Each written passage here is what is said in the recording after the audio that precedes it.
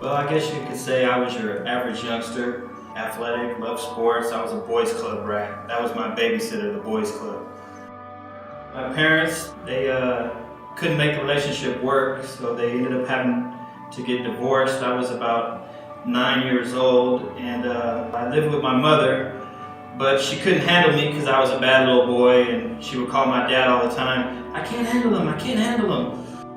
So I decided to live with my dad, and it was just me and my pops. Me and my pops against the world. He was a cancer survivor, and during my high school years he started getting depressed. He would always wake me up for school in the morning. This morning I woke up late. I woke up late because he didn't wake me up. Turns out he ended up committing suicide. So I woke up to the police and my grandfather telling me that my dad committed suicide, and from there on I was pretty much just lost. I kind of pushed everybody away from me and went down the wrong path. You know, I went down the path of getting into the wrong crowds, doing the wrong things. You know, I never really had pursued God, and I didn't know who God was, which led me to doing a lot of drugs. You know, I got into gangs, I committed crimes, I lied, I stole, you know, in and out of jail, in and out of jail, and in and out of jail.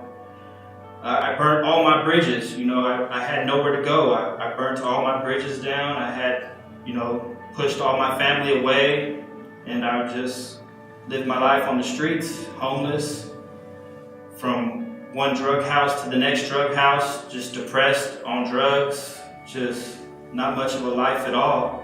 And the whole time I was just being selfish. You know, I didn't care about anybody else but myself. I started feeling that this wasn't the right thing. I always just felt like I was going against the grain. Finally one day I got out of jail, and my mother told me, you know, why don't you come out here to Idaho? And I just felt amazed because it's like all of a sudden somebody cared about me. You know, I was doing wrong for so long that I didn't know that I could do right. It was God's mercy. You know, God took mercy on me even when I wouldn't take mercy on myself. If it wasn't for God's mercy, you know, I wouldn't be alive today. You know, I know that I don't deserve to be here right now, but you know, God loved me.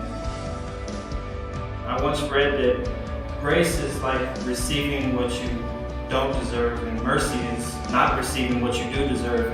And I know that I certainly did not receive what I deserved, because I did a lot of wrong in my life, but God taught me that I'm not defined by those mistakes and all the wrong that I did in my life. God showed me through His mercy that I could do just as good as I did bad. You know, that my life is not defined by those mistakes. My life is more than a moment, and His mercy basically saved my life. Mercy is more than a moment.